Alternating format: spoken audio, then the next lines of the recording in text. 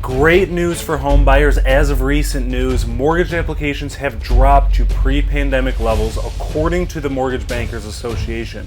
What does that mean for you? Let me break it down for you, as well as include some other factors that will start influencing a market shift. What's going on, everyone? It's Andrew McManaman, a licensed realtor in the great state of Michigan, and today I'm going to talk about a little real estate news to give you an idea of the direction the market is going. As I mentioned earlier, mortgage applications have dropped to pre-pandemic levels, and this marks the second consecutive week for a drop in mortgage demand, which directly gauges the future of home buying activity. This 1% drop makes it 14% lower than a year ago. Even mortgage applications to refinance dropped 2% for the week and is now 8% lower than it was a year ago. The high home prices and low housing inventories have most definitely taken a toll on this market, along with buyers and sellers across the nation. But with this slight decline of mortgage applications, it gives buyers hope that they won't have to be a part of such aggressive bidding wars in the future, since there will most likely be less competition. Less aggressive bidding wars means less inflated home prices, which means happy buyers. In some markets, there has been a consistent increase in listings month over month, which would tell us that seller optimism is getting higher and the market is finally beginning to level out just a little bit. According to Fannie Mae's Home Purchase Sentiment Index, a survey of 1,000 adults showed that 77% of them thought it was a good time to sell a home. With existing home prices hitting record highs in May and up 24% from a year ago, it's quite obvious why 77% of the surveyors feel that way.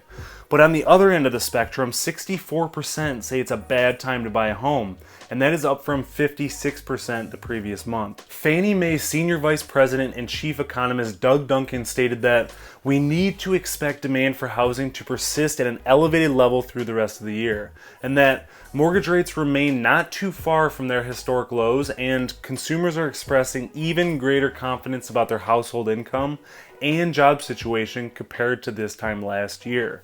A couple other notable percentages from this index: 48% of respondents said that they expect home prices to rise over the next 12 months, which is up from 47% last month.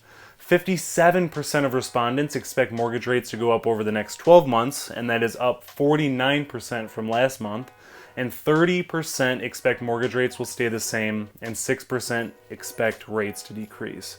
As I have mentioned in previous topics, the housing market isn't just going to go back to normal with the snap of a finger. It will be gradual and it will take some time. In the meantime, though, most sources inform people that interest rates will start rising over the next 6 to 12 months at a gradual rate.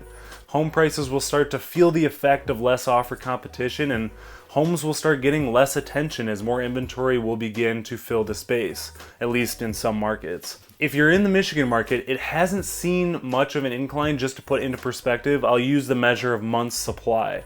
Month supply is the number of months it would take for the current inventory of homes on the market to sell given the current sales pace. To put into simpler terms, this is supply and demand.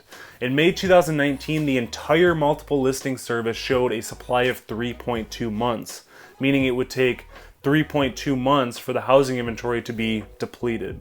In a market with moderate price appreciation, 6 months of inventory would be the most ideal, but as of June 2021, we have about 1.6 months of inventory, which is down from 3.1 months a year ago. Some of you may be thinking, what about lumber prices? That could help housing inventory. I heard they decreased like crazy last couple weeks. And you're right, the price of framing lumber has plunged roughly 50% over the past 7 weeks, according to the National Association of Home Builders.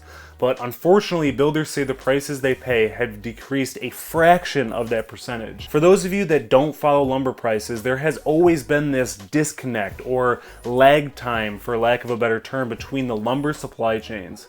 National Association of Home Builders economist David Logan stated that this dynamic is primarily due to dealers' inventory carrying costs and potentially large differences between the price at which inventory is bought and sold. Just to give a little insight on the lumber supply chain stages, from the forest to the sawmill to wholesaler to retailer to end user. The association also stated that wholesalers and retailers will run through their existing inventory and recover what they paid for it, which is one of the many factors that is currently keeping prices elevated for builders. Unfortunately, when it comes to knowing when these lower prices are going to be reflected on the price tags, it's unknown at this time, but it's safe to say that if the prices fall for enough time to lower a supplier's average costs, they wouldn't need to keep the prices elevated. If you're still interested in the lumber shortage, I will link the 2 videos I've created in the description below for your convenience. In summary, mortgage applications are down. Decreased buyer competition will follow, along with a decrease in the aggressive bidding wars. Lumber prices are soon to come back to normal.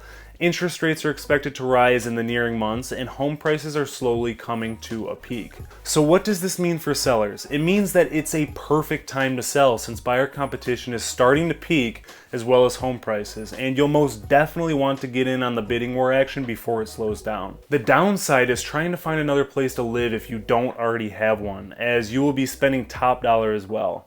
Ask yourself if you wouldn't mind renting below your means or even staying with a friend or family member to take advantage of this time to sell your home for top dollar. What does this mean for home buyers? This market is tough right now with inflated home prices, but on the plus side, mortgage rates are extremely low and are most certainly a factor in your favor. At this time, the biggest concern is making sure you'll get your money back plus some down the road when you do decide to sell. The best way to do that in this market is to find something that requires a little more work than most people are willing to take on to ensure you can contribute enough value to the home to sell it for more. You could also consider a property that fits the criteria for an ideal rental or Airbnb, where you live in it, fix it up, and rent it out long-term or short-term to take advantage of the inflated rent prices and receive cash flow.